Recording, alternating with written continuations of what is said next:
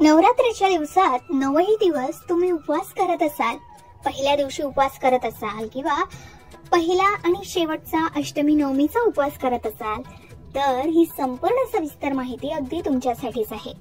किंवा कोणी नव्याने पहिल्यांदाच नवरात्रीचे उपवास करणार असाल तर हा व्हिडिओ शेवटपर्यंत नक्की पहा. नवरात्री हा देवी दुर्गेच्या पूजेचा उत्सव आहे, ज्यात उपवास करून शारीरिक आणि मानसिक शुद्धी केली जाते. उपवासाचे नियम शास्त्रानुसार आहेत आणि ते व्यक्तीच्या श्रद्धा, आरोग्य आणि परंपरेनुसार बदलूही शकतात. सामान्यतः उपवासात सात्विक आहार घेतला जातो, ज्यात धान्य जसं गहू, तांदूळ टाळले जातात. त्याऐवजी सिंगाडे, साबुदाणा, बटाटा, फळं, दूध आणि दही यांचा समावेश असतो. उपवासात ब्रह्मचर्य पाळणं, खोटं न बोलणं, राग टाळणं आणि स्त्रियांचा आदर करणं हेही तितकंच आवश्यक आहे. एवढंच नाही तर नखे, केस, दाढी कापणं या काळामध्ये टाळलं जातं. रोज सकाळी या दिवशी स्नान करून पूजा केली जाते आणि देवीची आराधना केली जाते. उपवास सोडताना कन्या पूजन म्हणजेच कुमारिकांना भोजन दिलं जातं आणि त्यानंतर फळ किंवा प्रसाद घेऊन हे व्रत सोडलं जातं. आता उपवासाचे प्रकार विविध आहेत. काही 9 दिवस पूर्ण उपवास करतात, काही फक्त पहिल्या दिवशीच करतात, तर काही अष्टमी आणि नवमी तिथीला करतात. पण सामान्य उपवास हा सर्व प्रकारांसाठी लागू होतो. यामध्ये काय खावं तर फळं जसं सफरचंद, केळी, द्राक्ष, नाशपती यांसारखी फळं घ्यावीत. दुग्धजन्य पदार्थ खावेत. व्रताचे धान्य ज्यामध्ये सिंगाळा, त्याचं पीठ, राजगिरा, साबुदाणा यांचे पदार्थ खाल्ले जातात.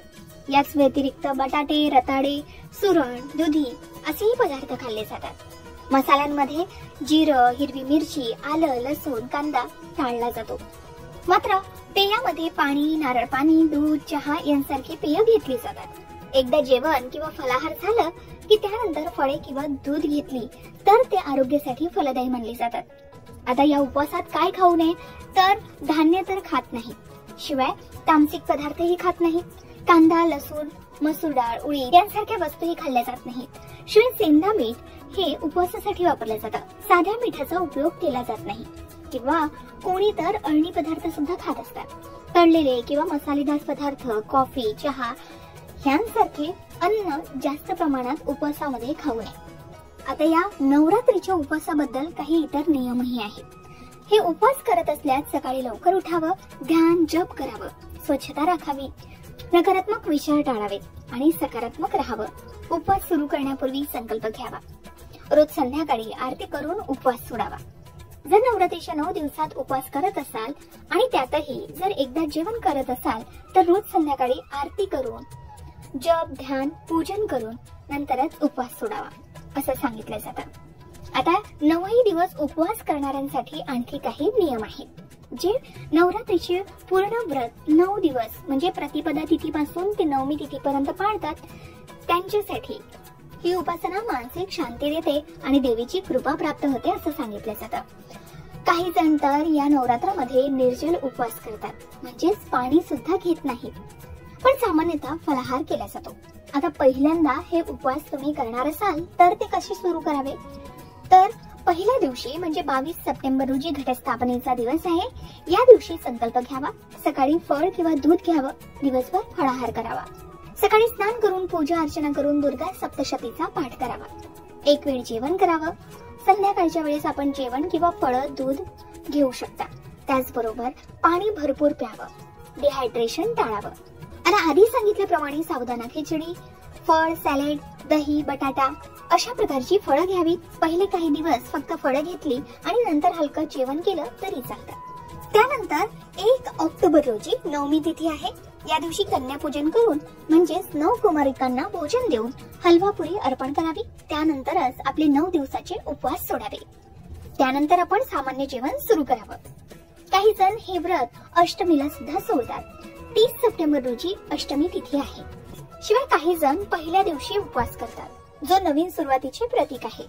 हे सोपे आहे आणि पूर्ण व्रत न करणाऱ्यांसाठी एक आदर्श मानला जातो.